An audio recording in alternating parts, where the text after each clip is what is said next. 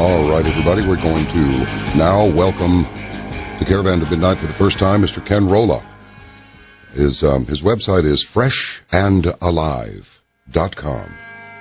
Let me tell you a little bit about him. He's a natural health educator and inventor from New Smyrna Beach, Florida. He's been teaching classes and retreats since '93 on rejuvenation and cellular regeneration using raw and sprouted vegetarian food, herbs, food-based natural supplements, detoxification, emotional healing, reprogramming of limiting unconscious beliefs, ancient esoteric techniques, and cutting-edge science. He has a background in electrical engineering, physics, and computer science, and for 23 years he worked a variety of jobs in the medical industry, from the patient level to the national policy level.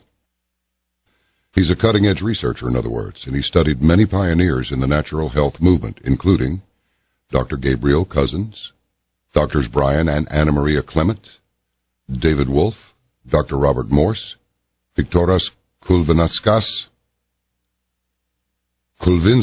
there it is, Brenda Cobb, and many others. In 2005, Ken became certified as a natural health educator by Hippocrates Health Institute in West Palm Beach, Florida, and in 2006 he was honored to work with Coretta Scott King, wife of the late Dr. Martin Luther King. Currently his focus is developing natural solutions for new severe threats to our health, such as nuclear radiation, geoengineering pollutants, genetically modified foods and microorganisms, electromagnetic pollution, nanotechnology, biowarfare agents, depleted food, and other issues if those weren't enough. You may see interviews with Ken on Gaiam TV, Red Ice Radio, and elsewhere on his website, freshandalive.com. Hi, Ken. Welcome to the program. Good to have you with us. Thank you. It's my pleasure. Honor to be here, John. Hey, so did you start with computers first and then everything followed from that, or where'd you get started on all this? Because this is a fascinating field of study you're in.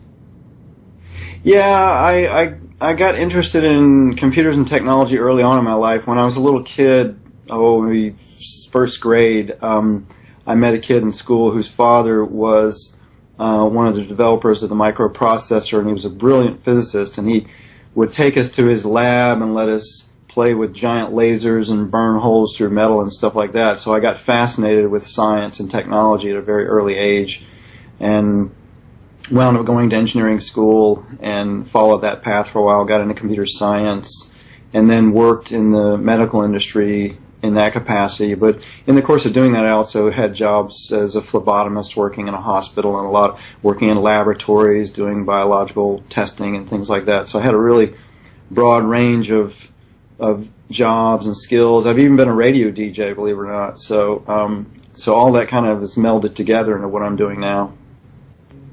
Well, that's excellent. You know, by the way, thank you very much for this marvelous pyramid. This thing is the Scalar Energy Rest Shield. This box showed up at the lab yesterday, and I thought, and I opened it. And out came this beautiful, it's a beautiful art object just by itself, but it's functional art because it's an AC-powered scalar subtle energy device that promotes deep sleep, helps relieve stress and stress-related issues, helps reduce or eliminate jet lag, relaxes the body and mind, reduces the effects of electromagnetic pollution, helps improve performance during waking hours, and more. You just place it within 20 feet of you and plug it into a power outlet and turn it on. Would you explain to me in some way that maybe I can understand what is scalar energy? Yeah, it's a term that I use, but I'm not real fond of it. It's just kind of the latest name that some scientists are giving for this subtle energy that we are familiar with and has been known about for thousands of years. Dr. Thomas Bearden and Dr. Konstantin Mile and some others have dubbed it scalar energy. Other people, Russians, call it torsion energy or torsion waves. It also goes by chi, prana, life force, orgone, tachyon energy, 0 point energy. There's a lot of different names. Basically, this faster than light energy that travels through the cosmos, and it passes through everything. It actually travels through the space in between subatomic particles. And so it's zipping through the cosmos, and it actually is what our three-dimensional reality is made of. This energy slows down and coagulates into the 3D matter and electromagnetic energy that we can see and measure. And so it's kind of like the Force in Star Wars. It comes out of the centers of galaxies, and it spirals as it comes out, and it's going way beyond what we've been told is the speed of light. And yet it is light. It's light energy, but it's superluminal light, according to how we've defined light. And as it's spiraling, it's also branching and fractaling. And so it's behind the energetic structure of the entire universe, and ultimately it slows down and turns into this 3D reality that we're immersed in. And so you can use it in very practical ways to alter matter, or to create matter, or to alter energy. So, for example, you can structure electromagnetic radiation and make it less damaging to living organisms, or you can actually use certain frequencies of it and feed it to plants. Basically, you put plants in a field of this stuff, like the rest shield, and they will accelerate their growth because they actually take this energy coming from the cosmos and convert it directly into the matter that they're composed of. You can also pulse it at certain frequencies and de-stress, what the rest shield does. You can use it for communications, for example. You could have a cell phone that would have perfect clarity anywhere in the cosmos. You could be light years away talking to somebody on another cell phone that not only has perfect clarity, but also could heal you while you're listening to it. So instead of being damaging to the body, it could actually heal you while you're listening to it. You know, that's interesting. It can be used for space propulsion, time travel, dimension travel, all kinds of amazing things. And there are actually people doing this stuff. Now, Ken, your device here, the pyramid one, you got several of them here. This is interesting, folks. Ormacite, is that ormacite? Holy hand grenade. A 10-inch scalar energy disk, a 6.5-inch scalar energy disk, and then this scalar energy rest shield. It's really cool. It's on a black platform with a bronze pyramid, and I think there must be a light at the top. I don't know yet. I haven't plugged it in yet. I was worried. It's like, what is this? You know, no, I'm kidding you. But if scalar energy passes in the spaces between the spaces, so to speak, I take it that if you set up one of these, there would be, it doesn't necessarily have to be right next to you. If you're in like a small flat or something like that, it's 20 feet in each direction. I mean, it's like a 360-degree sphere kind of a deal. Right. And there's no problem with walls. Right. It passes right through everything. Yeah, you might be doing your neighbor some benefits if you live in an apartment there. You know? Yeah, actually, I was in a hotel one time. It was really funny, and I was speaking at a conference, and this lady came up to my booth and said, how far, because we had one sitting, you know, in the conference room, and she said, how far does this thing reach out? I said, about 20 feet. She said, well, I'm over in, you know, the annex over here in my room, and it's like, I slept really, really well last night, and I was just wondering if this thing reached over. And I said, well, what room are you in? And it turns out she was in the room right next to me, and it was going right through a brick wall, and she was getting the benefits of it too. So I'm trying it tonight. Now that I've spoken with the inventor. You know, the first time I slept with it, I had really weird, vivid, colorful dreams. I dreamt I was a Cosby kid, like I was actually like in the show. And, oh no! You know, and it was real life. It was hilarious. Were you black? So, yeah. I was white, and I was me. And you know how the show is. Everybody's all prim and proper, and yeah. You know, I mean, and the kind of kid I was, a little rogue when I was growing up. So I was always skipping school and smoking cigarettes and doing all kinds of things I shouldn't do. That sounds familiar. And so I was kind of being that way in this Cosby show, and you know, they're trying to get me to be straight. And I'm like, hey, this is Ken. Are you kidding me? So pretty funny. Ken Huxtable. Yeah. Okay. Wow. A white kid Huxtable. It was pretty funny. Yeah. Gosh. After about a week, the weird dreams kind of died off. But I've surmised after many years of selling these things and listening to people's experiences with them that I know a lot about what it does. It will slow brainwave states down, and it neutralizes the effects of EMF by structuring the electromagnetic waves. And so So when you go to sleep, it doesn't make you sleepy, but it pulls you into the deepest brainwave states, and so you get really deep sleep. But it also will make you process through unresolved emotions. So people that have pent-up anger or resentment or things like that, it'll accelerate them processing through it in the dream state. So some people, about 5% of people, will have very active dreams. I actually had a friend who was, he had been through a war. He actually had his home taken in a war. Everything he owned was taken in a war. So he had a lot of anger around it. And that, he'd been bottling up for 30 years. So that came out in his dream state. And he was having these really violent dreams where he was killing people and stuff. And he was staying with me at the time because I was helping him heal from some health issues. And I said, well, just tough it out, and because he wanted to turn it off. And he made it through it, and it was basically a massive emotional cleanse reaction for him. So that doesn't happen normally with people. I've never heard of that happening with anyone else. But it will, normally it just de-stresses you. It clears emotional stuff, and so you tend to be nicer and more calm, but it doesn't dumb you down. It doesn't make you lethargic or anything like that. Ken, you, as everyone does who comes on the program, you send me some notes and some things that you'd like to cover. But if you don't mind, let me ask you something. Just a couple of guys talking here with a few million people listening. What do you think is really causing this shift in? It seems like while everybody talks about unity, coming together, maintaining the dialogue and all that, what it looks like to me is that, yes, but as a byproduct of this, as a byproduct of communication, there is some definite division along philosophical lines. And I'm just wondering if you were to be the spokesman for, let's just say the western part of the so-called West, namely the United States, and even if you wanted to roll in some of your experiences, I'm sure you've been to Europe and talked with a lot of people over there. What do you think is the biggest thing putting the zap on people's heads, just generally? Because there is a zap on their heads. They're fleeing to their smartphones. They're fleeing to their music. They're fleeing to their earplugs or earbuds. They're fleeing to video. They do not read. They really don't communicate. Hell, the average American is operating on, about a 2,000-word vocabulary. What, in the name of the Almighty, can we do to find out what our problem is? Is it a faith problem? Is it a philosophical shift? I mean, I'll stop now. You get my drift.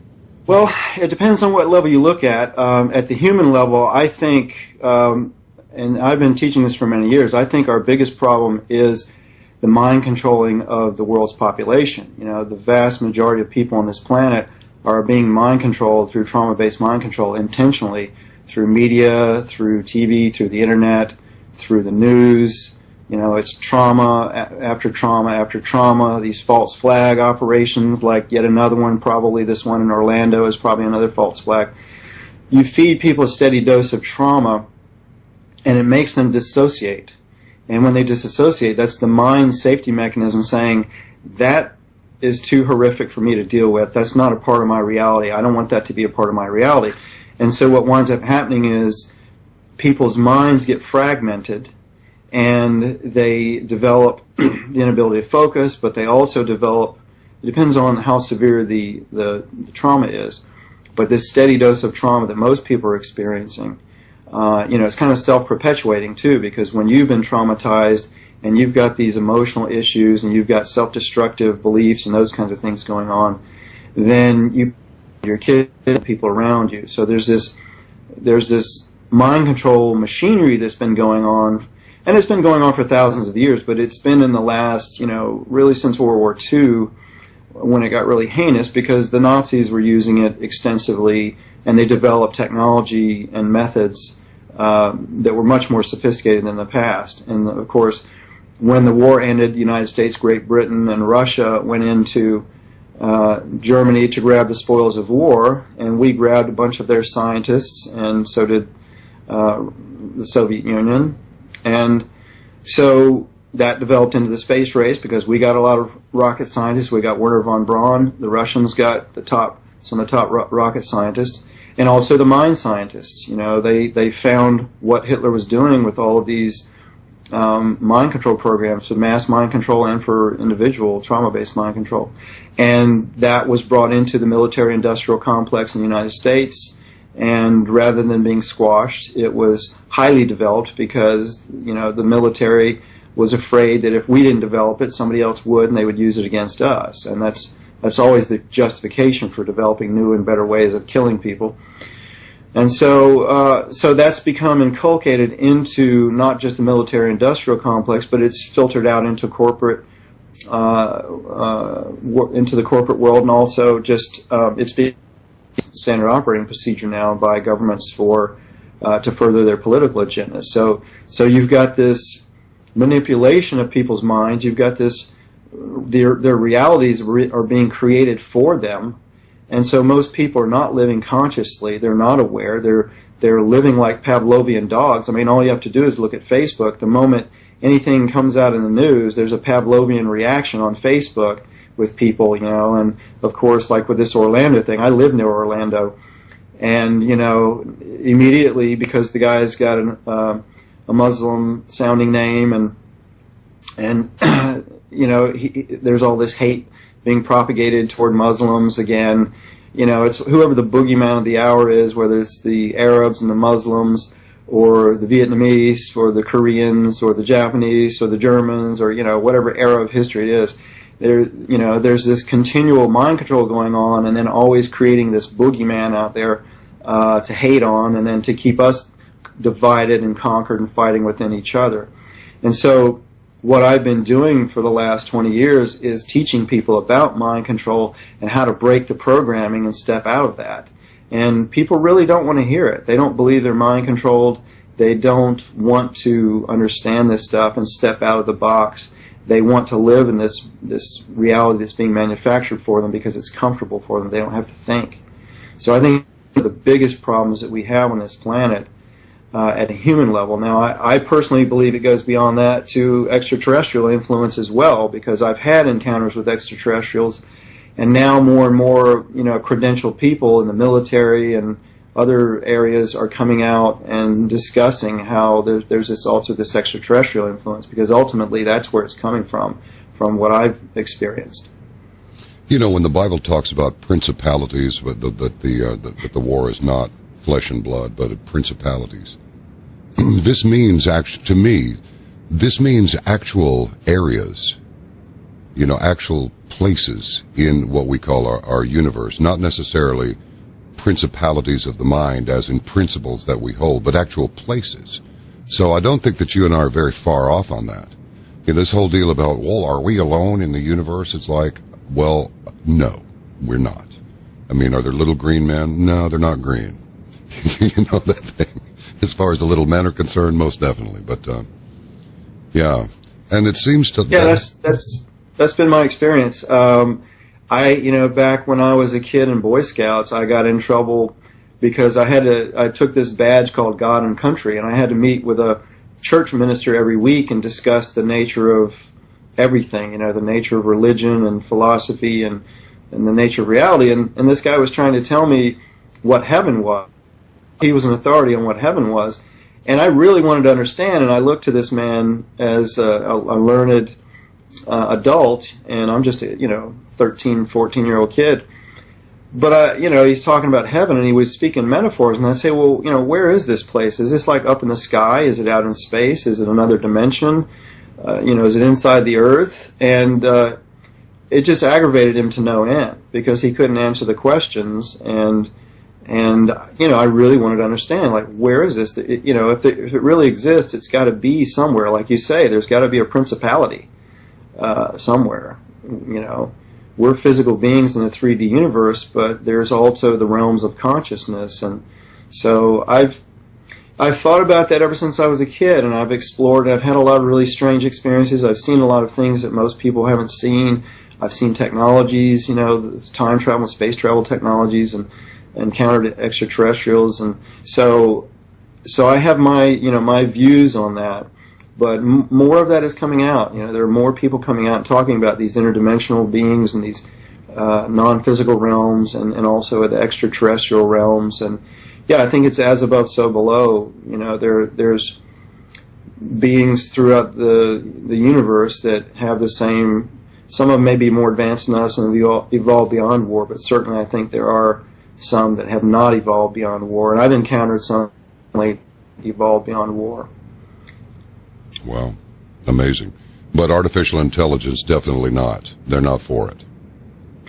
No, it's interesting. When I encountered these reptilian ETs probably 21 years ago, and one of the things that they told me about, they were telling me about all kinds of stuff that at the time didn't make any sense to me because it had no bearing on my life. I was a computer programmer at the time, and I guess they knew what was coming for me. But they did talk about what they call the machine kingdom, interestingly enough, and they said that there was a reality somewhere out in the cosmos where artificial intelligence, there were realities that, where the occupants were artificial intelligent machines, but they didn't have the spark of life that organic beings had, and so they kind of had to get organic beings to think them up and to dream them up and build them until over a long period of time they would become sophisticated enough that they would develop artificial intelligence.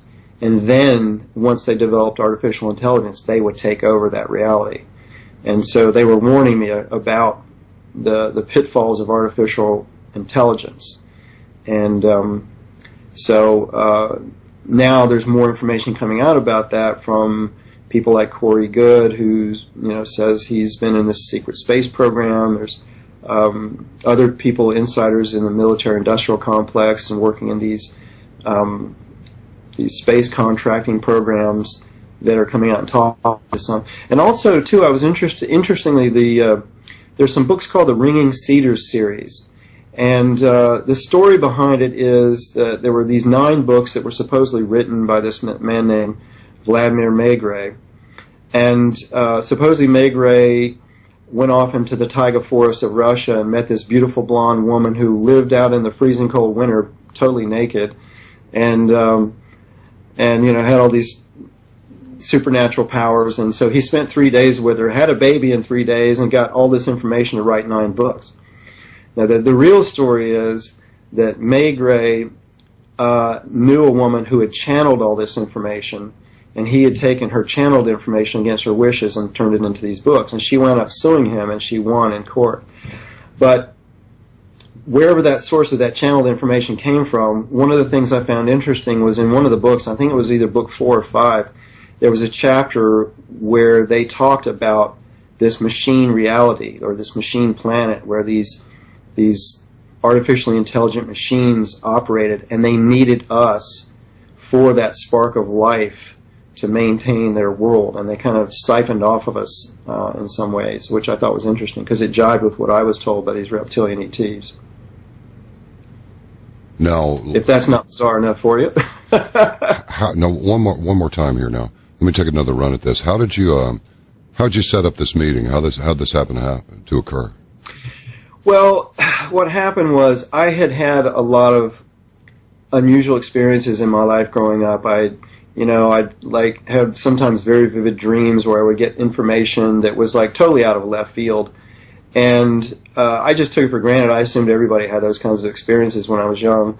I had an experience one time where I was having this really vivid, colorful dream and getting all this information downloaded to me, and then I woke up in the backyard. I'm laying in the backyard, and I've had experiences where I'd wake up in the middle of the night and there would be bright light shining in the windows of my bedroom and humanoid figures standing there, in my room.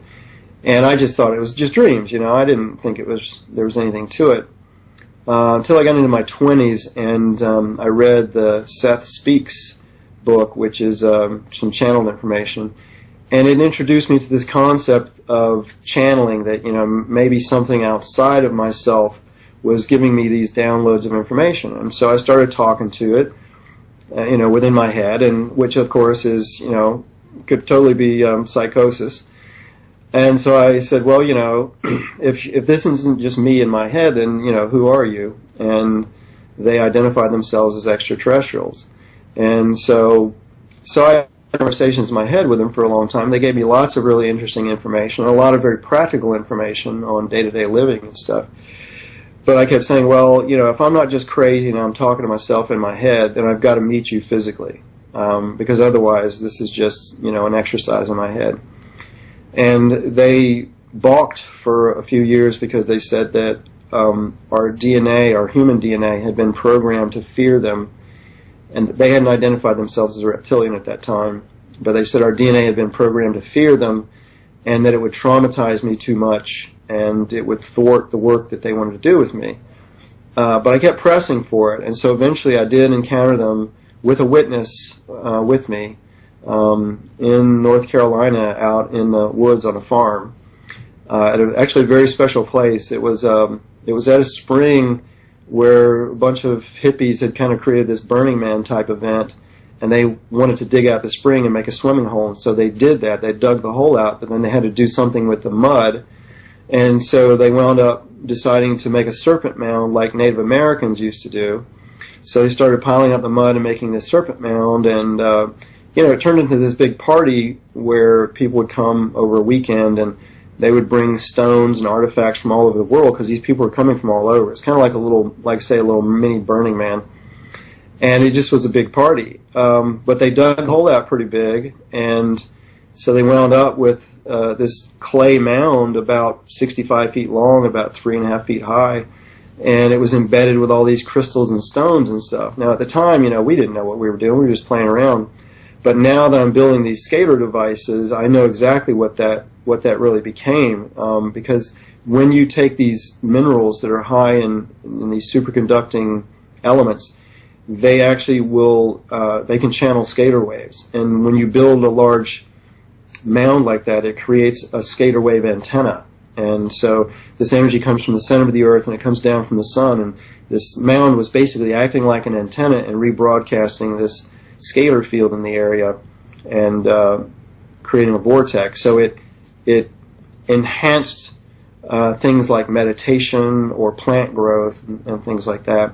So here I am with this guy who was trying to convince me to work with some computer systems and technology with him, and I didn't want to do it, so he's trying to convince me. So he said, well, let's go down to the mound and meditate on it. So we're down there meditating, and we've got our feet dangling in the water in this spring, and spring water is very high in superconducting minerals that are in the body, and they actually are kind of what makes the mind-body connection happen. So one of the best ways to get them in the body is topically. So we're sitting here soaking in this monoatomic mineral water that we're absorbing, and we're meditating, and so it basically enhanced the effects of the meditation.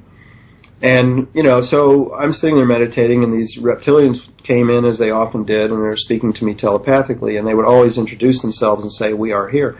So I said, "Okay, what do you want?" And after a little bit of conversation, they said, "Well, we are here." And I said, "Yeah, I know. What do you want?" And they said, "We're here physically. Open your eyes."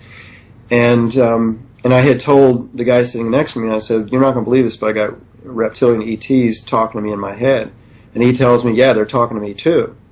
And so we opened our eyes, and about 50 yards away in the woods, this was kind of in a valley, and it was in the evening at dusk, and it was backlit, there were these three very, very large reptilian humanoid creatures standing there, and the small one was probably about 12 feet high, and the large one was about 18 feet high. And they were lean but very muscular. They were covered with scales. They were dark green, like olive drab, army green color. They didn't have any genitals. They didn't have any clothes. And they were communicating telepathically. And, I'm trying to grok this, looking at this, and my friend is too. And, I really didn't think it was real at first. I thought somebody's screwing with me, or this is some kind of holographic projection or something.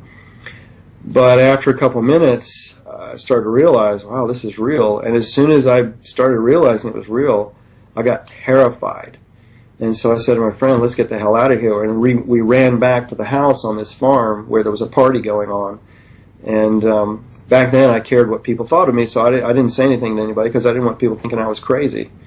And the same thing with my friend, So we were sitting there, comparing notes. And what we realized was they were communicating telepathically simultaneously to both of us, saying the same thing.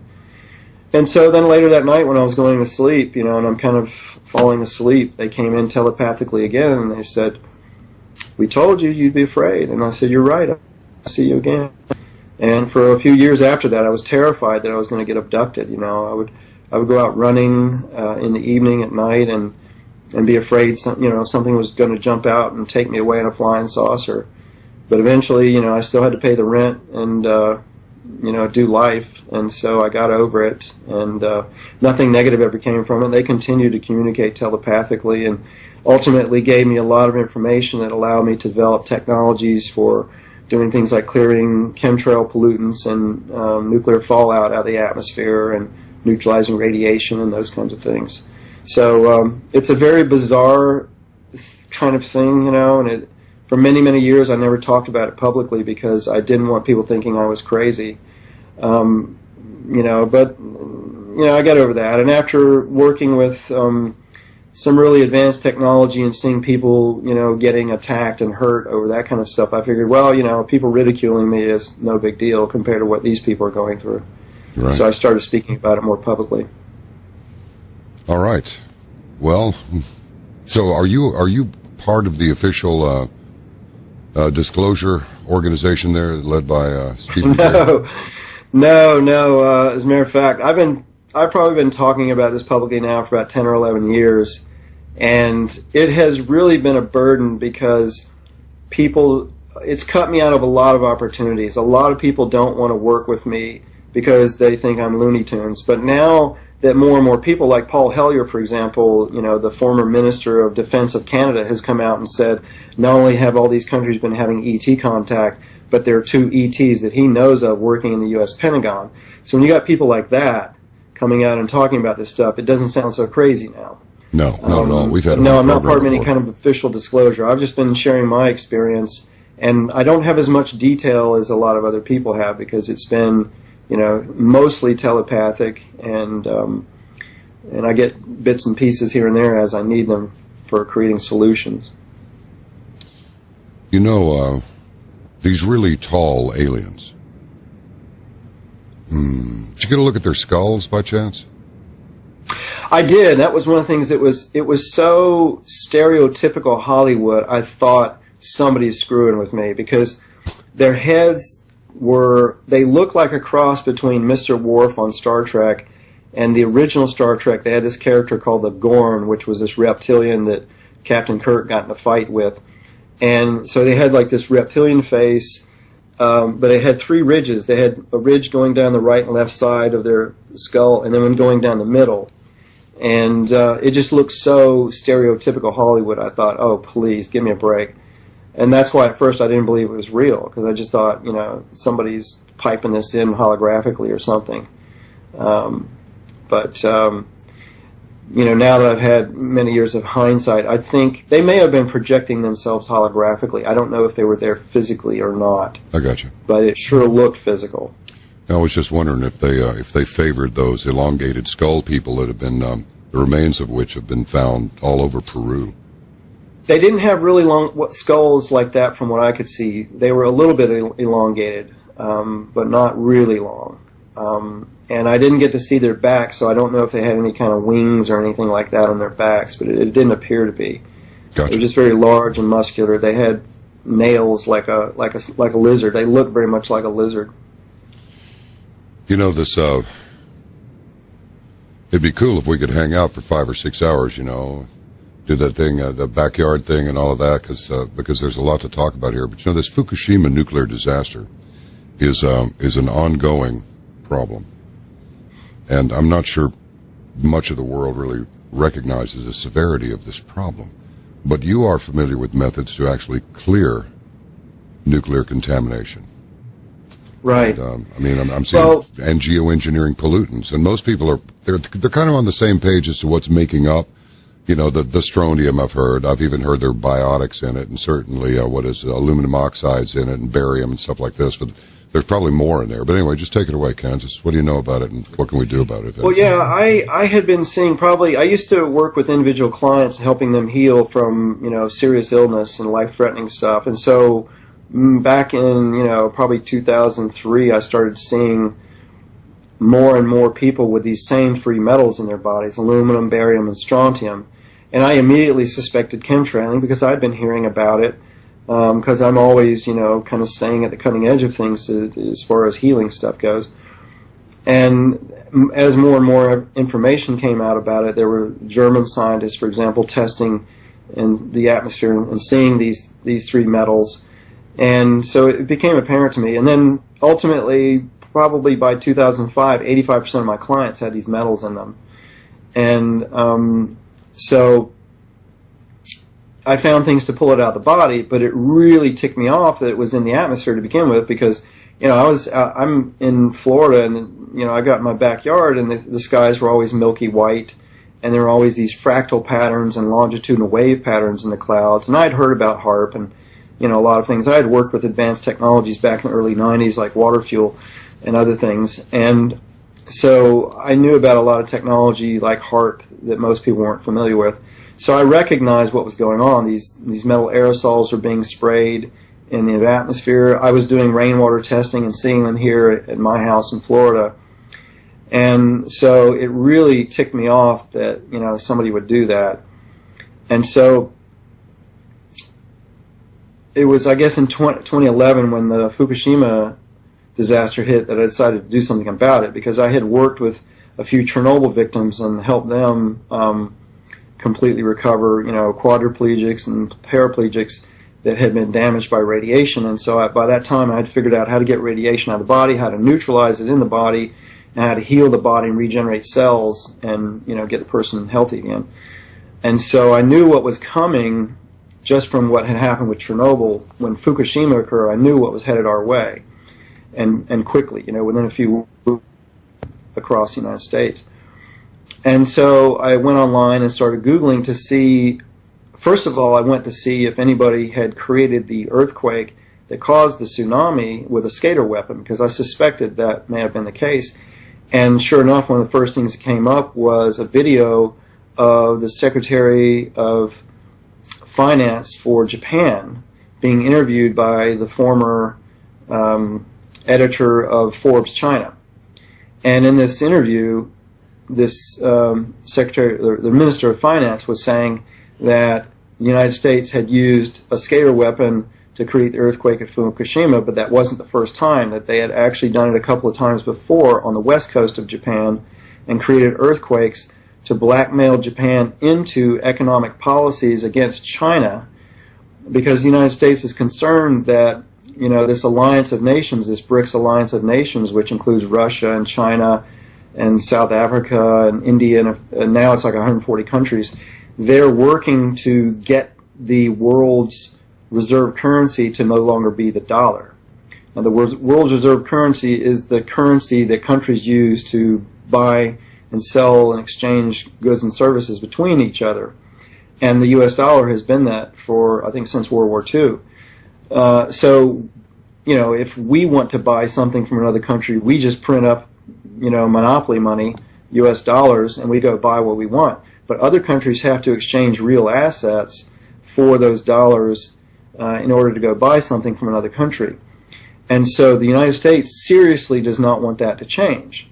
And so here's this alliance of nations trying to make the Chinese yuan the world's reserve currency. And so the United States has been doing all these things behind the scenes to stop it. And so one of them was to manipulate Japan into these economic policies. And the first two earthquakes, Japan wouldn't do it. But when the Fukushima accident occurred, they relented. So here's the Minister of Finance of Japan saying this on record, on video. And of course that video was gone in a few days, and it's been back up and down ever since. I haven't looked.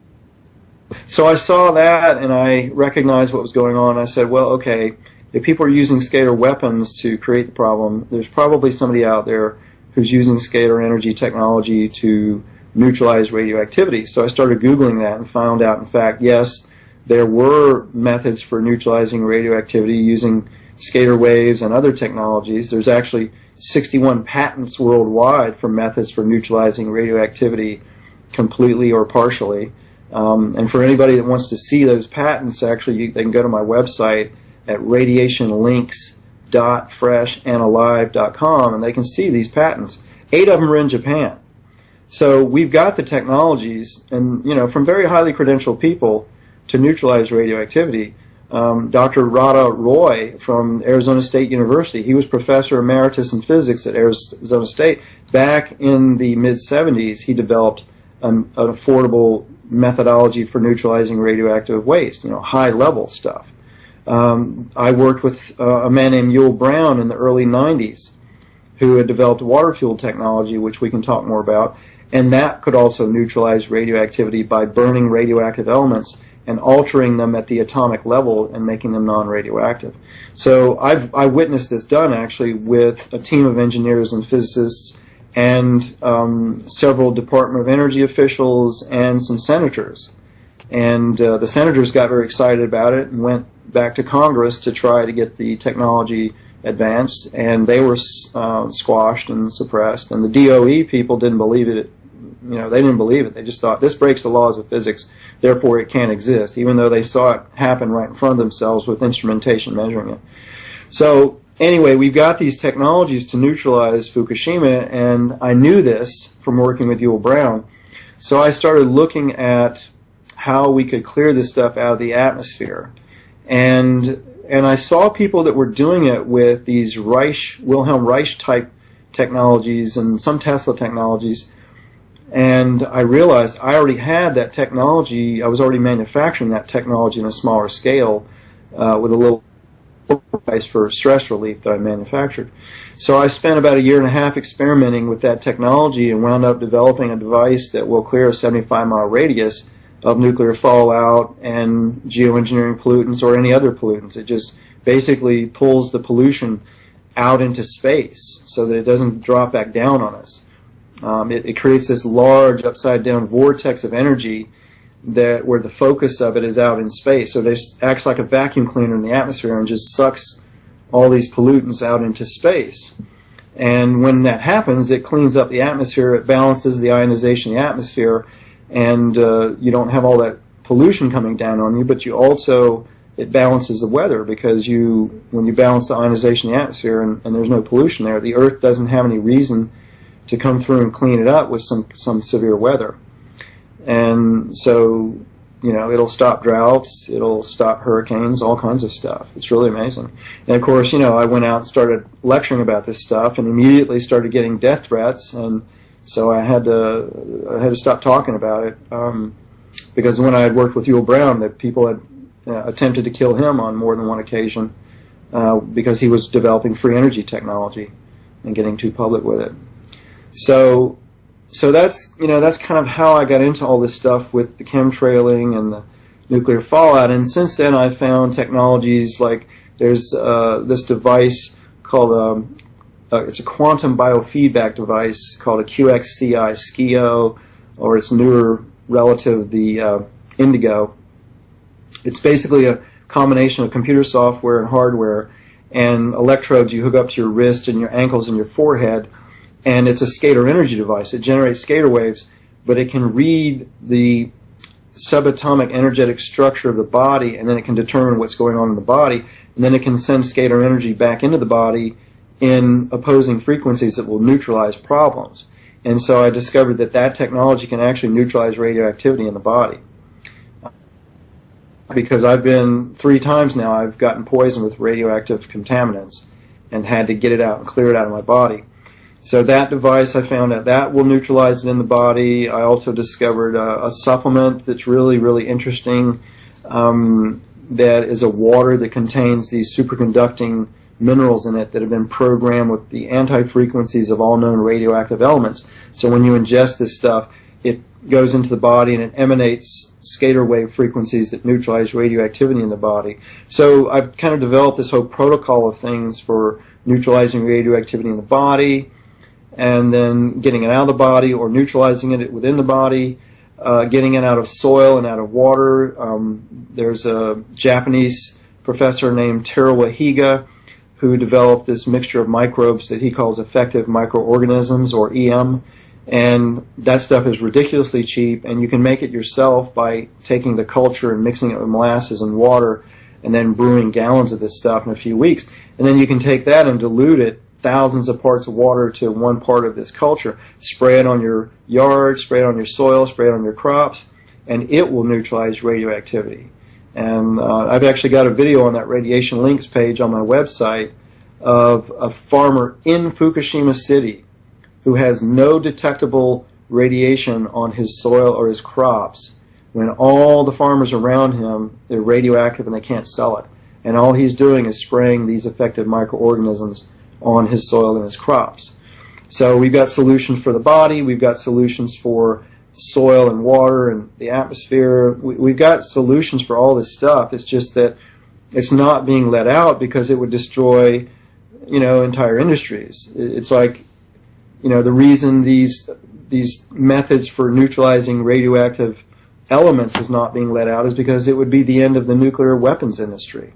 If you can fly over a silo and zap it with scalar waves and neutralize the warheads, you're taking away the nuclear advantage of these, nuclear empowered countries, and they don't want that advantage taken away. So they're not letting this new physics come out because it would get rid of nuclear power, weapons, it would imply free energy and decentralize free energy. So the whole control mechanism of the world would be gone. Wow. Years ago, I saw I was a child, and it was actually on the Huntley-Brinkley report. That's way before your time. They smoked. No, I remember the Huntley-Brinkley report. Yeah, they smoked cigarettes during the broadcast. No big deal. I remember that. And there was this turbine-powered car, or turbine-equipped car that was water-powered. And I remember, one of them, I think it was David Brinkley, said, hey, you could probably run that thing on Jack Daniels if you wanted to. And they had a little giggle. That was the end of the newscast. That was really being out on the edge to make a comment like that in those days, right? But it vanished. Yeah, I remember those days. There was a man named Andrija Puharic who developed water fuel technology in the 60s. Yep. It started in the 60s. I mean, this has been going, water fuel's been around since the 1800s at least. But in the 60s, a man named William A. Rose developed this water-powered welder. And I think he probably knew that he wouldn't survive if he came out with water fuel for powering, vehicles or whatever. So he came out with this welder that ran on water, and it would convert water into a fourth phase of matter where it was a gas, but it wasn't steam, and you could burn it, and it would burn with a blue flame.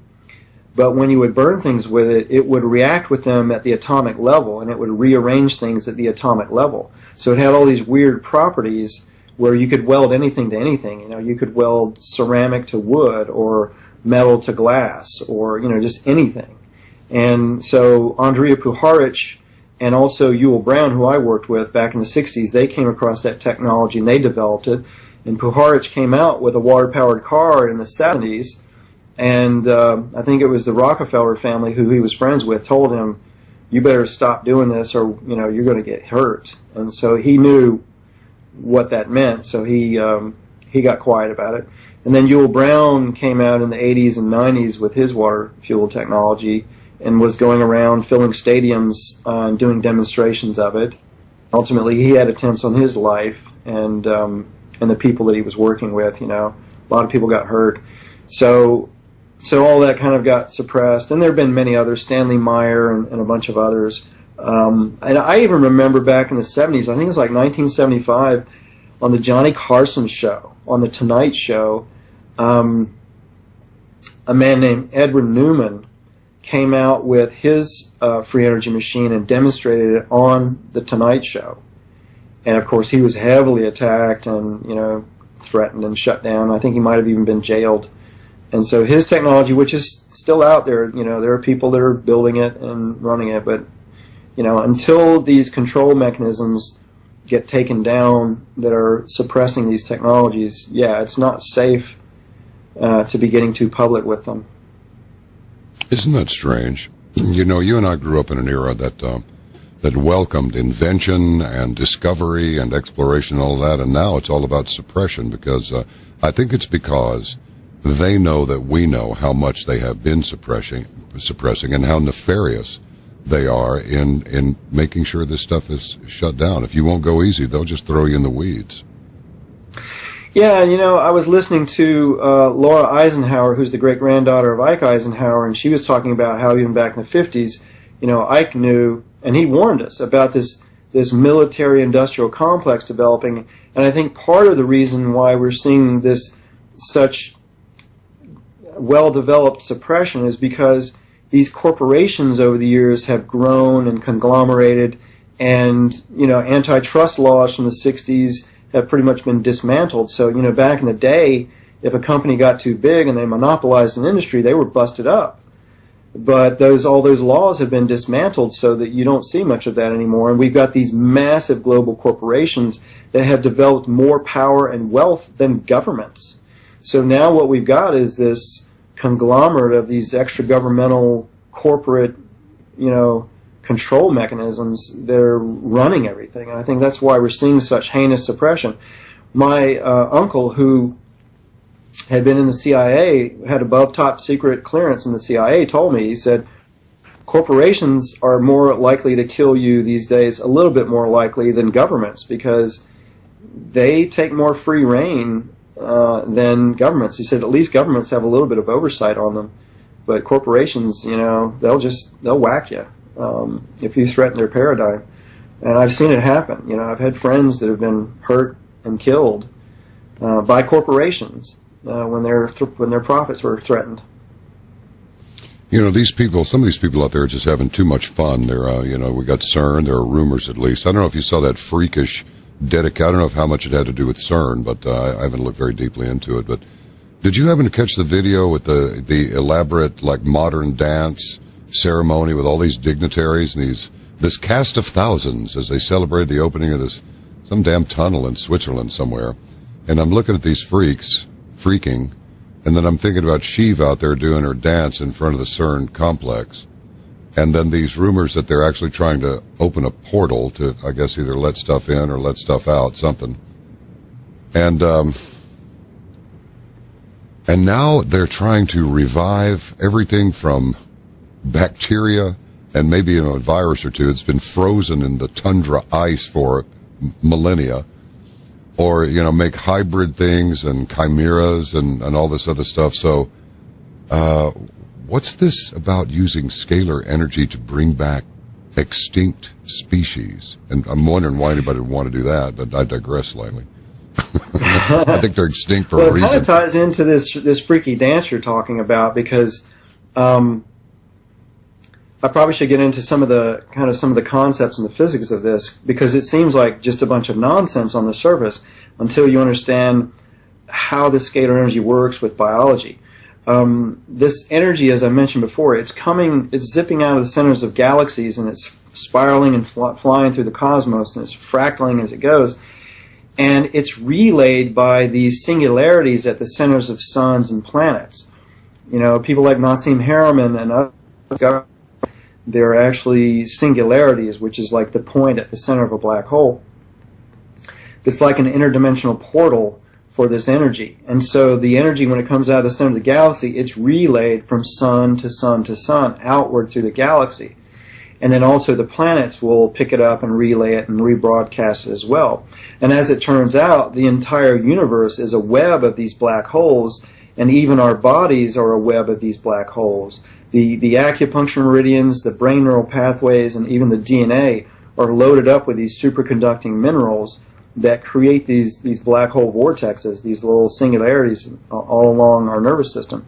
So the acupuncture meridians are actually little black holes that act as they're like antennas or portals for this energy to flow in from the sun and from the center of the earth. So this energy is coming down to us from the sun, it's coming up from the center of the earth, and then we are transceivers of it. We pick it up and we rebroadcast it into a toroidal field. And all of these different structures at the universe at different scales, they take this energy and they broadcast it outward in these toroidal fields. So if you look at a galaxy, it's basically a donut-shaped disk of stars, and the energy, the scalar energy that's flowing out of it is flowing in a toroid. It comes out of the center of the black hole, and it's spiraling around the donut, and it goes back in the other side. And galaxies are structured that way energetically, so are solar systems, so are suns and planets. We know that the Earth has a toroidal-shaped magnetic field, for example, or gravitational field.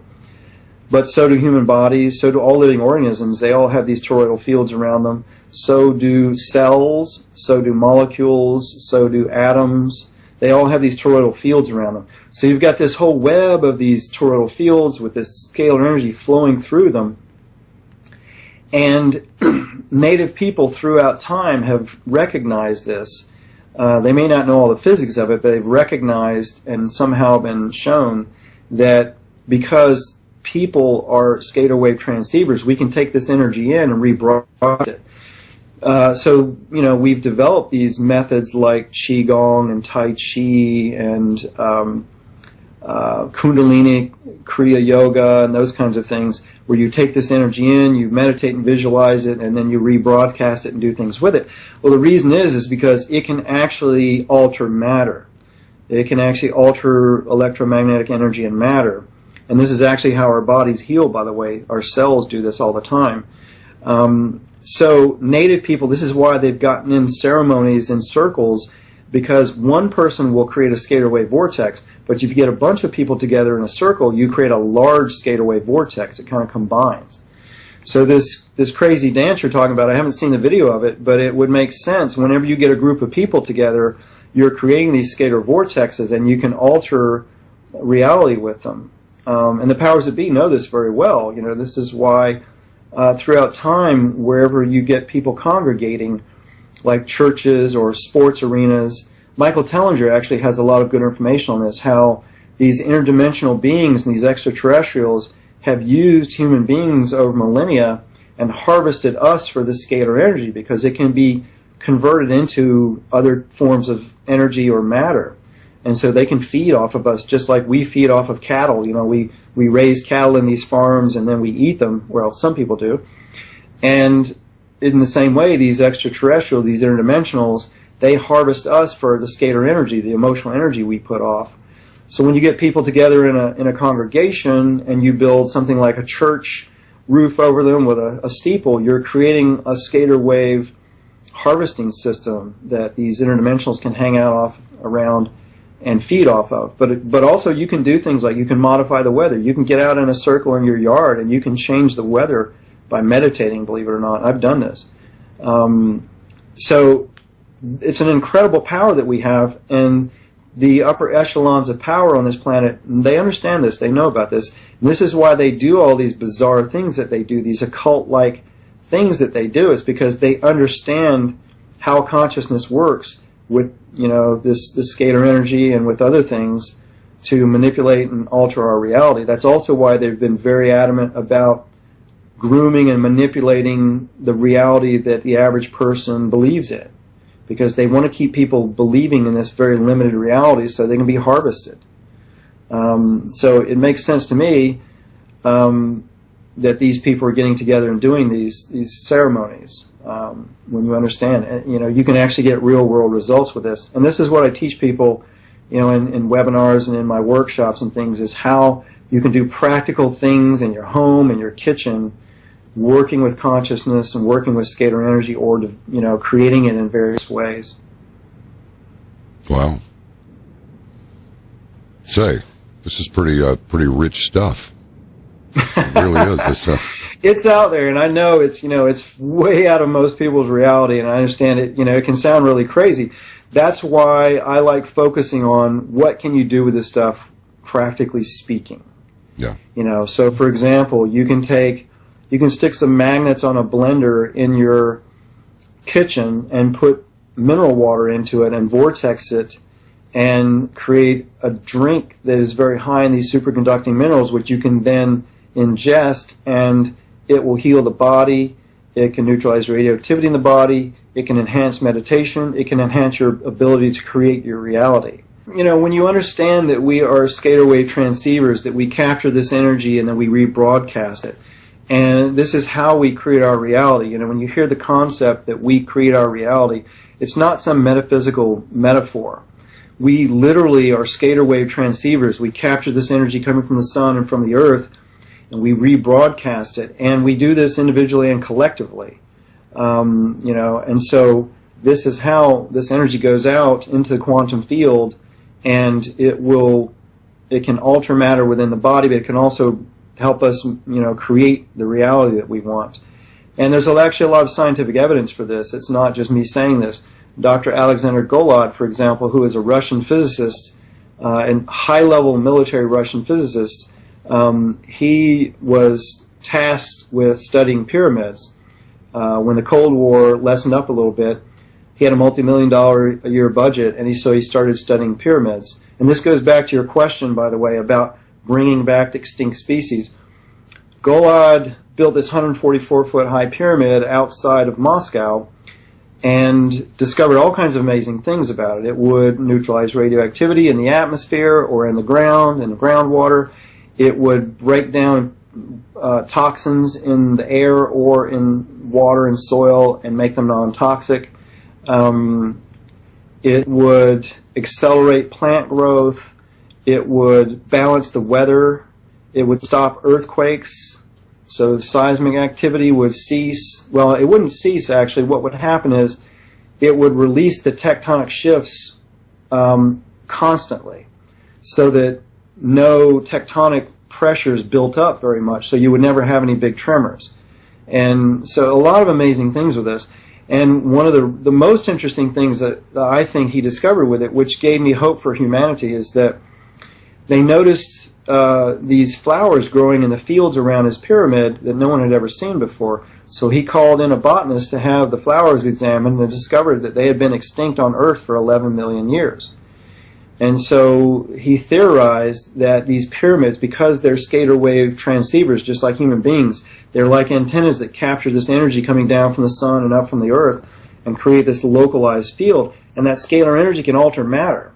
But he theorized that the pattern for everything that's ever existed or ever will is out there in the quantum field, or what some people might call the Akashic records. And these pyramids somehow are able to bring that back into form. And so, so that's one way we potentially might be able to bring back extinct species that have died off on this planet. But he's got heavy-duty credentials. He's doing heavy-duty science on it. He's got big money he's throwing at it. He's got top-secret Russian technology where they're analyzing it and showing what's going on. And what he showed is that these pyramids, they put out this vortex out through their tip that looks like a double helix, just like the DNA, and that goes up in the atmosphere and it acts like a vacuum cleaner and sucks all this pollution out into space, or it just neutralizes it. And then it also creates this field, this toroidal field around it, and has a lot of interesting effects, as I mentioned. It also will bring spring water up to the surface. So they started noticing all these springs popping up everywhere within, I think 350-kilometer diameter around this pyramid, because this scalar energy, you've got these monoatomic minerals in groundwater. Minerals in soil actually eat the minerals and break them down into very fine particles of just a few atoms per particle, or in some cases individual atoms. And those are the superconducting monoatomic elements that I've been talking a little bit about. And they're anti-gravitational. They have a lot of weird physics. They're superconductors, which means they conduct electricity with zero resistance. They're anti-gravitational. They're multidimensional. This is the most interesting thing. They actually, the majority of the mineral, when you weigh them, the mass doesn't equal up with the weight, and it's because the majority of the mineral actually is existing simultaneously in other dimensions of time and space. So it's like this antenna that connects other frequencies of time and space to our three-dimensional reality.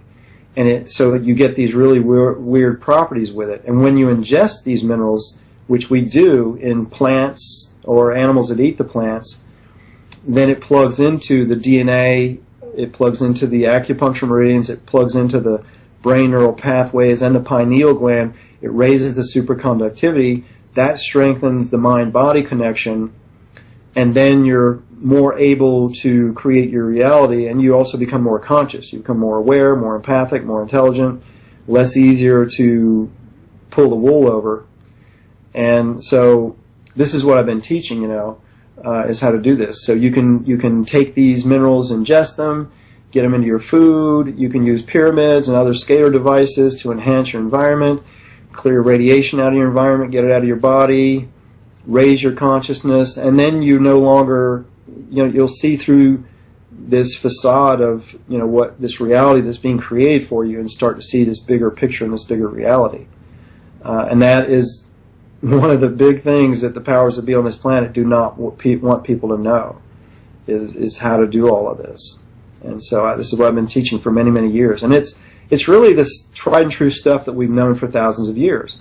It's meditation. It's eating right. It's eating predominantly live food.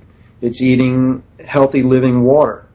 It's, doing meditation, yoga, Tai Chi, Qigong, practices like that, these mind-body practices. You do all these things, it breaks you out of the matrix, and you start seeing through everything, and then you're no longer able to be controlled. All right. Now, I know we've touched on this. I want to touch on it some more. Cell phones, iPads, Wi-Fi, all over the building. It's like people know this, but maybe I just need to nudge them in a different way. When you turn on your computer and you want to go wireless and you have a variety of networks to choose from, guess what? You're getting hit by all those Wi-Fi devices in that list. Do we have a handle on what, they're finally coming around to saying, and these stories pop up and then they just disappear. It's almost like grab it while you can. They've already said, for years, Nokia, everybody calls it Nokia, but it's actually Nokia, right?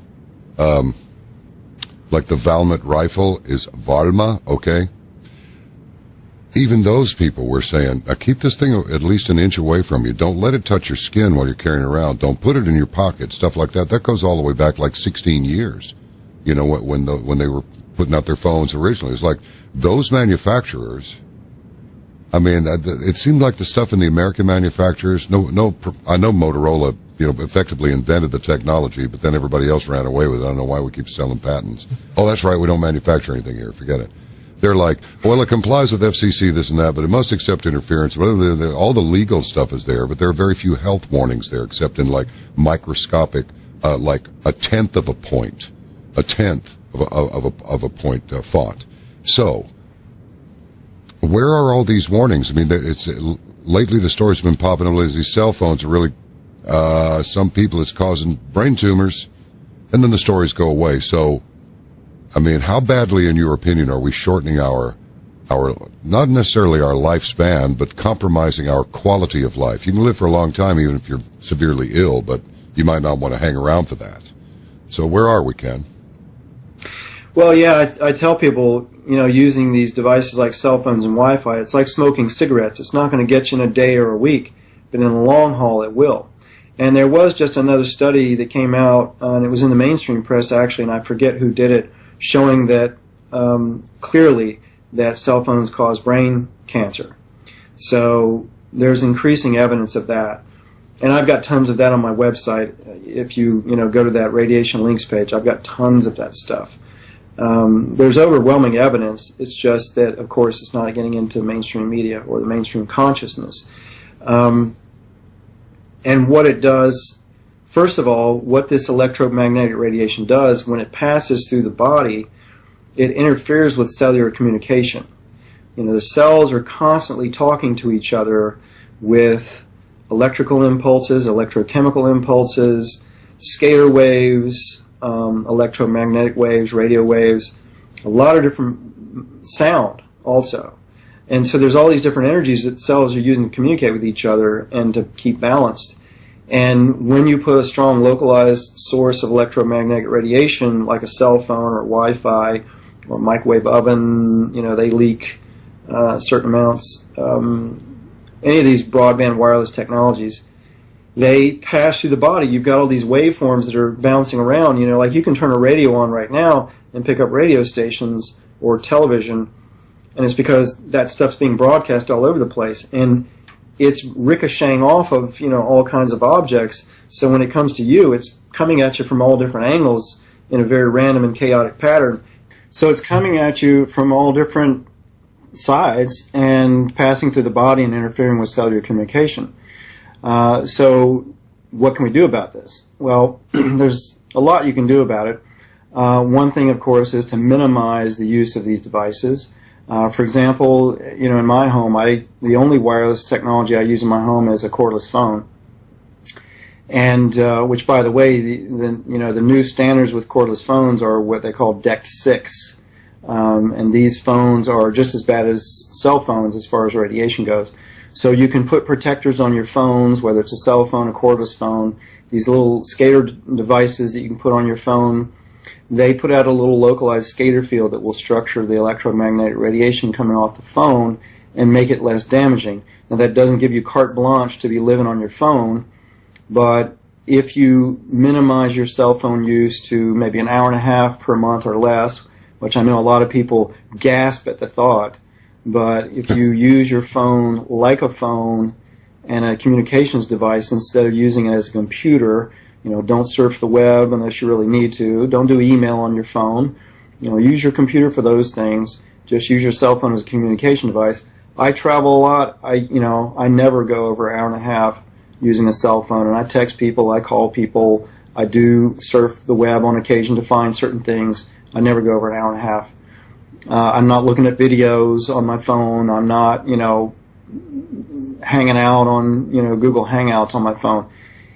Use your phone as a communication device as needed.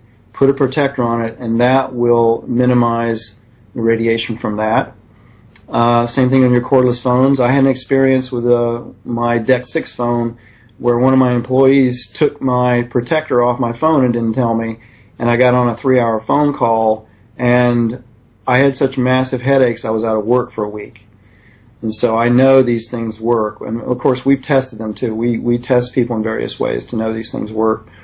What else can you do? You can put these devices on your phones. You can put devices on the main breaker of your house.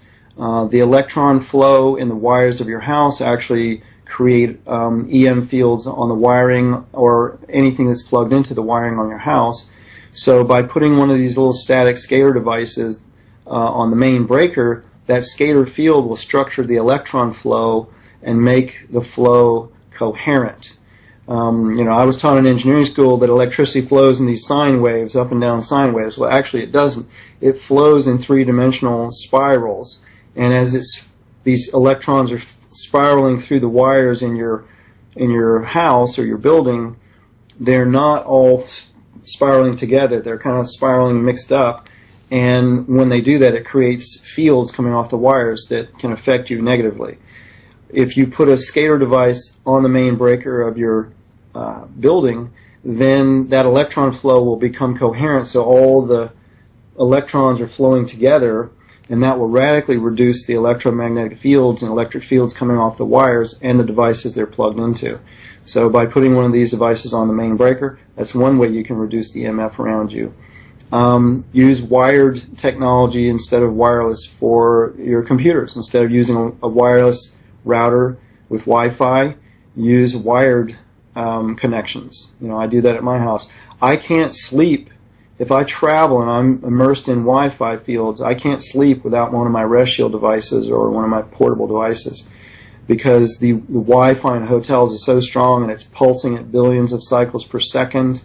The body and the brain are designed to entrain with pulses, and so when you're exposing it to those billions of cycles per second, it won't shut down.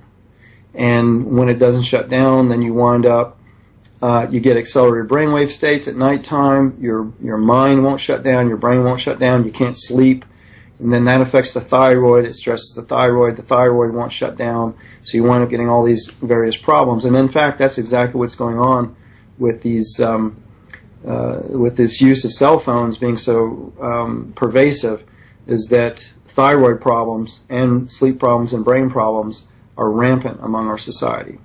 So other things you can do with smart meters, for example, the best thing to do is opt out. If you're living in a house and you've only got one meter on your house, get the power company to remove it. You can have them do that. Usually you have to pay a little bit per month to opt out, and you may have to twist their arm a little bit, but in all 50 states you can have the smart meter removed from your building. You just have to stand up for your rights. Some states it's easier than others. And if you're in an apartment complex where you've got a bunch of smart meters around you, the only thing I can tell you is to get away from it, because even my devices or anybody's devices, that there's no protection that I know of that can protect you from that level of exposure. So if you're living in a apartment or condo complex with lots of dwellings around and you're anywhere near those banks with smart meters, you need to get away and move somewhere else. But my Rest Shield device will protect quite well against sources like that, as long as there's not, a lot of it around. But still, it's not a panacea. So it doesn't give you carte blanche to leave a smart meter sitting on your bedroom wall and have a Rest Shield next to you and think you're going to be fine. No. Do everything in your power to minimize your exposure to electromagnetic radiation. And if you go to my website on the Radiation Links page, that's radiationlinks.freshandalive.com, and also on our EMF products pages, there are links to watchdog organizations that are measuring what's going on and studies. I think the National Institutes of Health just did a study showing a direct link between brain cancer and cell phones. So other things you can protect yourself with, let's see, for EMF, well, like I said, minimize your exposure for one thing. Stay away from Wi-Fi. As we mentioned earlier, you look on a computer and there's you look on the networking and there's probably, if you're living in anywhere around other houses, you're probably going to be picking up anywhere from 3 to 2 dozen different Wi-Fi fields. I was in New York City the other day, and there was 18 different Wi-Fi fields in proximity to me. So in that case, you need to do everything you can to protect yourself. Wear pendants, wear devices on wear EMF protection devices on your phones, on your computers. Minimize your use of Wi-Fi. Use wired connections, and put devices like my Rest Shield device around the house, or you can make your own out of orgonite, which is a material with crystals and metals and resin like fiberglass or epoxy. There's information online on how to make that stuff, and I teach how to make it. And so these are the kinds of things we've got to do to protect ourselves. I tell people it's like smoking cigarettes. You may not notice it right away, but I notice it in other people. When I get around people that have high exposure, they can't think straight, they can't think deeply, their mind tends to go a mile a minute, or they're in the opposite direction, they're very lethargic, and they can't sleep, so they have sleep problems, and that compounds all kinds of problems. I see it around me all the time. It's very obvious to me. And I go into airports and places like that, and you see people on their phones, living on their phones, and I just think, what a tragedy. Yeah, it's true. Well, I'll tell you what, this is what an interesting conversation, Ken. I know we've been plagued with technical problems that we've spared our viewers and listeners that tedium. But Donald Trump is in town today, it seems. And so I suspect that all this internet crazy has something to do with that. I don't know what, but something, because it's a hell of a coincidence. Yeah, it's probably putting a pretty heavy load on the local servers. Probably. Let me ask you something about you becoming friends with Coretta Scott King and the King family. Tell us a little bit about that. How did that come about, and do you work together, or are you just friends, or what's up? Well, both. It was an amazing experience. I'll have to write a book about it one day, because it would easily fill a book. I was teaching down at Hippocrates Health Institute. Actually, at the time, I was in class down there, down in South Florida, and I had just gotten done with 9 weeks of class down there, and so I had closed my business down in order to do that. And as I was leaving, actually it was right after I left, I got home, and they called me up and they said, "We have a VIP that needs your help. Would you be interested in working with them?" And I said, "Well, who is it?" And they said, "Coretta Scott King." I was like, "Absolutely." And so they put me in contact with the King family, and I wound up interviewing with them and meeting her and everything. She had been diagnosed with ovarian cancer, and she'd had a stroke. And so she had just enough of a stroke to where she couldn't speak, but she was cogent, and she understood what was going on around her. And so I had grown up in North Carolina in the 60s and 70s, and I had seen the civil rights struggle, and I had been through I'd seen the sit-ins and where I lived, they had sit-ins that were, in the news, and the curfews and all that. I remember as a kid, being ticked off because I couldn't go out and play after 7 p.m. because of the curfews over the civil rights stuff. So I saw that very close and personal, and, from 4th grade through high school graduation, I went to 90% African-American schools. So I saw their struggles up close and personal. And it really opened my heart up to what they went through. But also I was very hip to African American culture in the South, because I grew up with these kids, and so I was hip to the music and all of that. So, when I'm interviewing with the King family, when I used to work with individuals, I no longer have time to do individual consults, but when I was doing individual consults, I would always read people when I was talking to them, because, I would ask people about their experience and what their problems were, but people a lot of times are in denial, or they won't tell you the truth about what's going on with them. So I would kind of read between the lines. So, I studied the King family's history a little bit to get a little more detail on it. And then when I did these interviews with them, I had a better understanding of what had happened to them. And, all physical or emotional imbalances they always start with trauma. So whenever I'm looking at the obvious problems, I'm looking at tracing it back to trauma, and with their family it's pretty obvious. Their homes were bombed and people hated them, and, there were attempts on their life and all kinds of things. And so there was lots and lots of trauma in their history. But also, too, what parts of the body, the physical body that are affected and how they're affected is an indicator also of what's going on emotionally. So, for example, if there's an issue with the lungs, that usually indicates some kind of grief. Or cancer, there's always anger involved with cancer. And so in her case, she had ovarian cancer and this stroke. And so, I looked at that and I said, well, it appears to me that what's going on here is that she's manifested this stroke in order to get out of her duties as a civil rights leader, because I didn't know it at the time, but she had a heavy demand on her time, in her position. And then the ovarian cancer, I looked at that and said that, that looks to me like there's some anger over children or reproduction or something going on. So,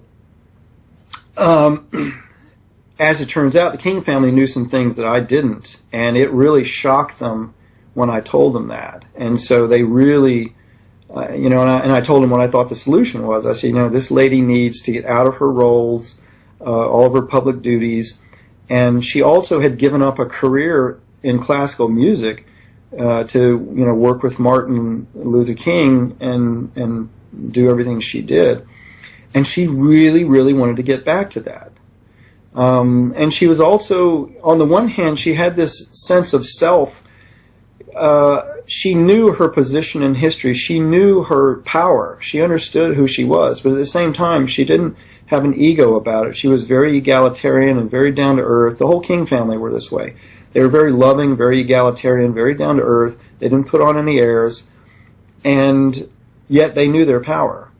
And so when I first was introduced to her, she reminded me of my mother so much, because she was wearing this little polyester jumpsuit that looked something like my mom would have gotten from Kmart, and it just, I could see, here's this lady who's a civil rights icon, but she also just wants to be a little Southern lady and have her family around her and have a normal life and get back to her music.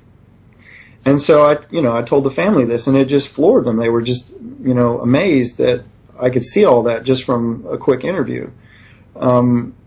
So anyway, we became, they wound up hiring me, and I wound up living with her for a few weeks, from early in the morning till late at night.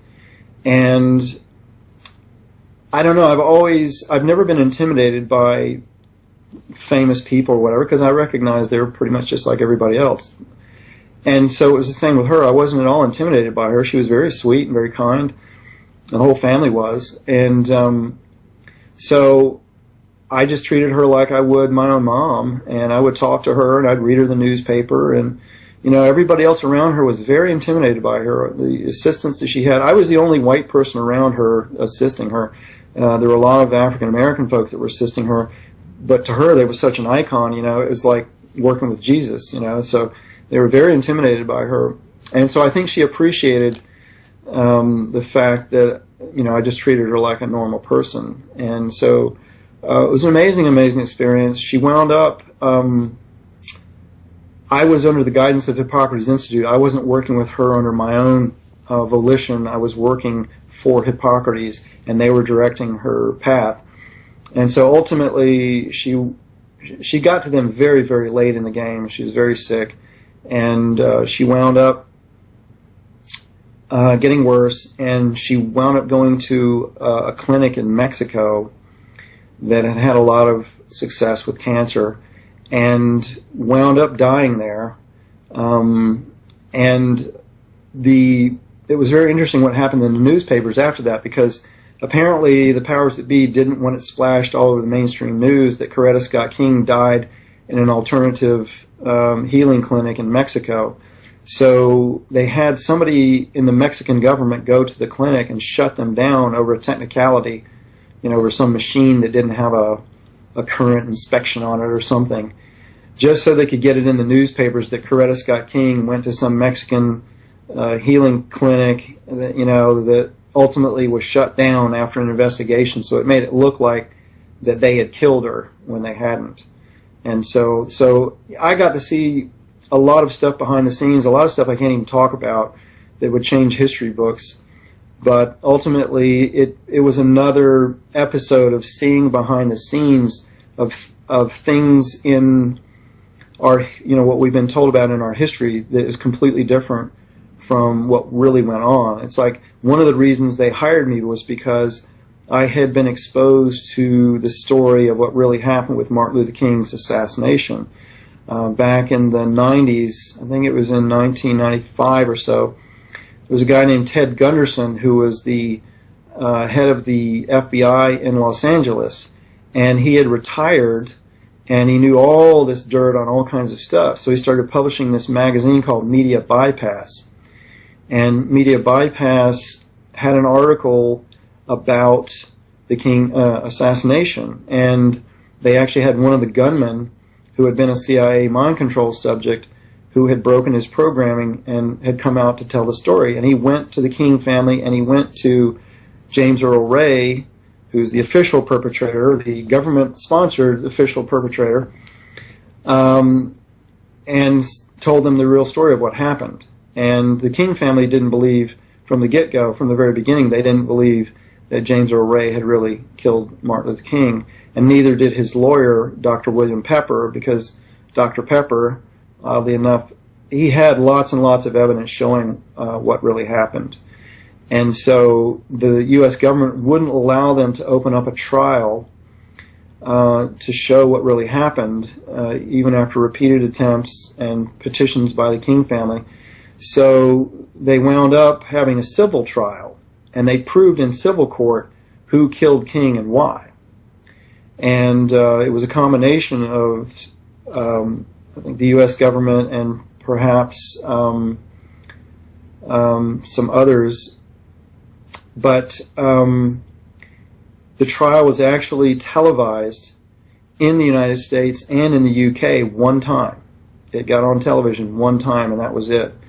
And also one of the gunmen, the other gunman who didn't come to the King family, he actually had already been on British TV and admitted to killing King, but then he recanted. But in this trial, they proved who killed King and why, and you can actually download those trial transcripts from the King Center's website. If you just Google MLK trial transcripts, you can find it.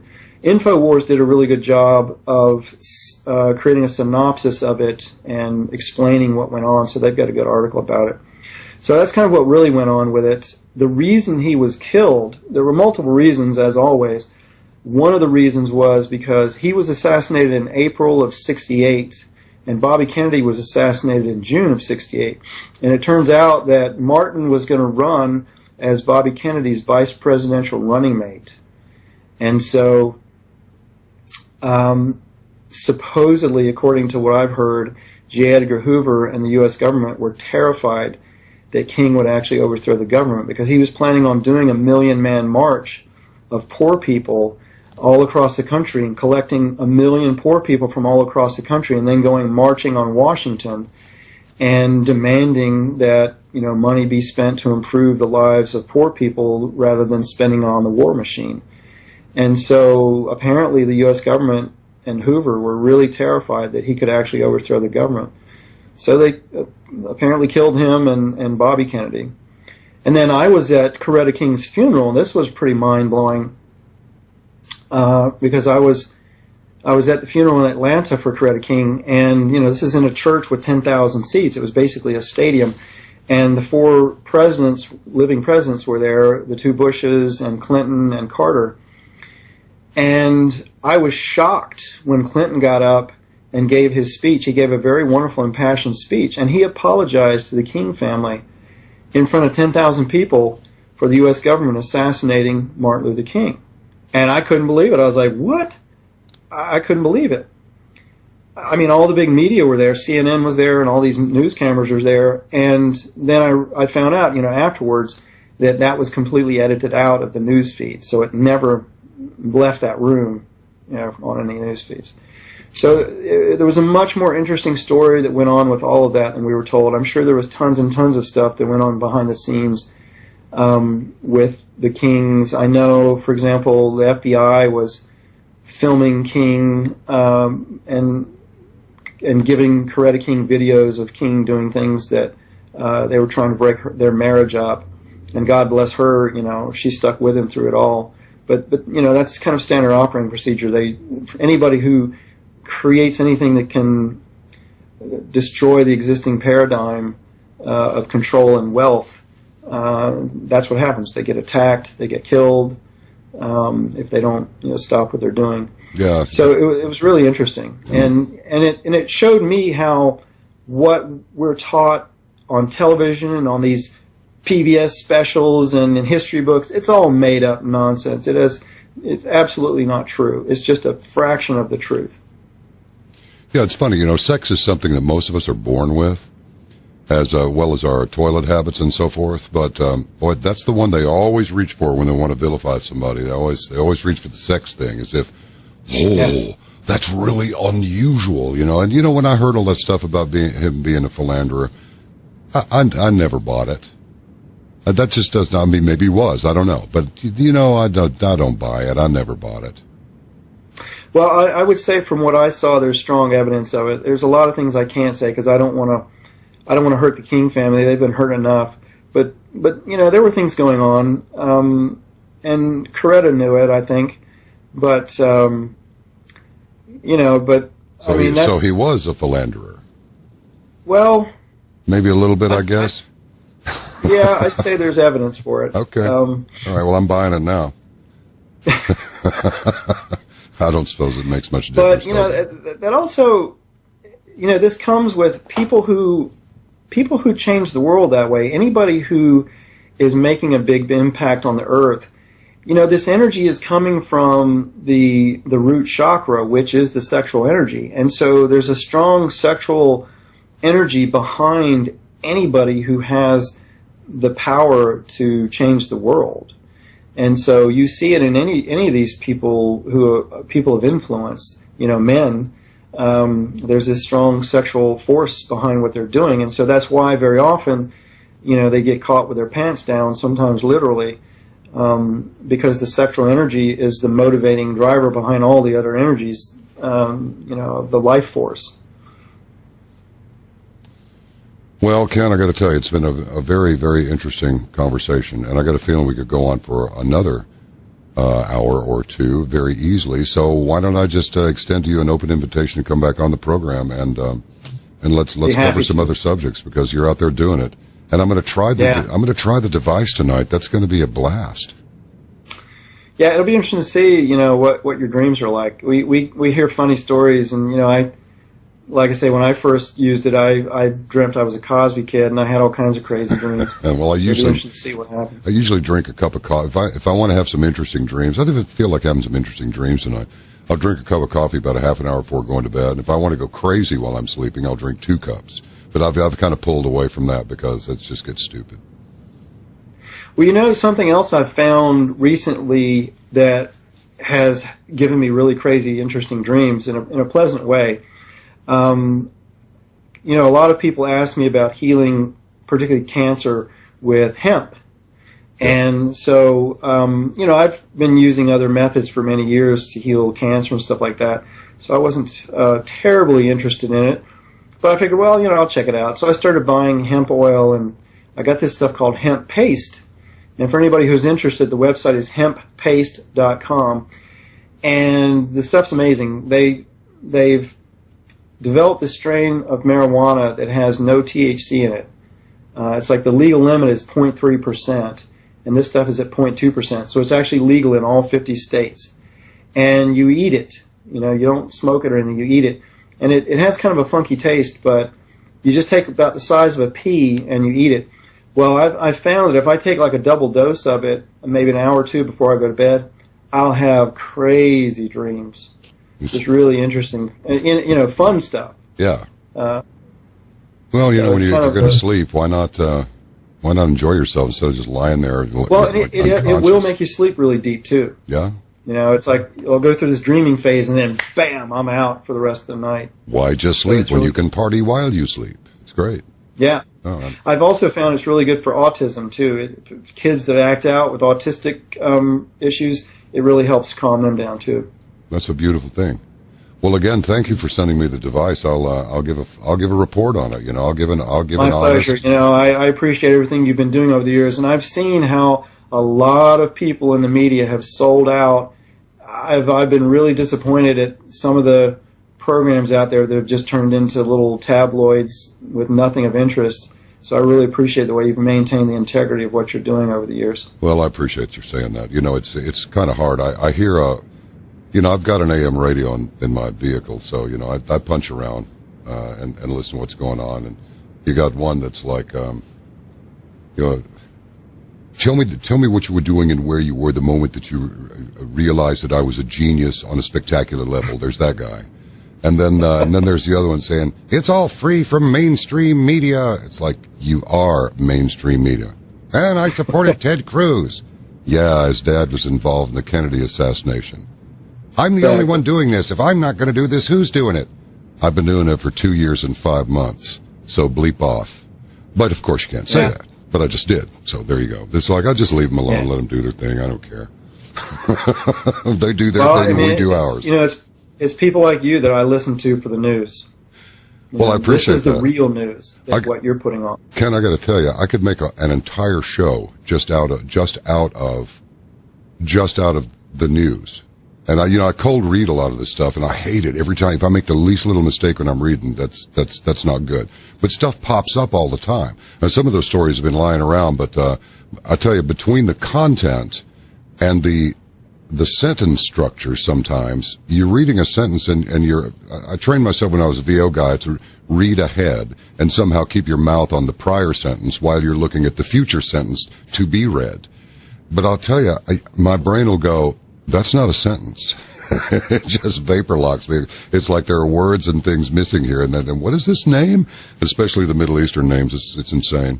Anyway, look, I digress as I love to do because, I don't know, it's fun for me. I just hope it's somewhat fun for anybody else, at least a little bit amusing, like a clown. All right. God bless, sir. Thank you so much. And I'll be in touch sooner than you think. And I'm very interested in the effects of using your device. And I will report back to you. I'll probably give you a call on your phone and tell you about it and then take it to the caravanners.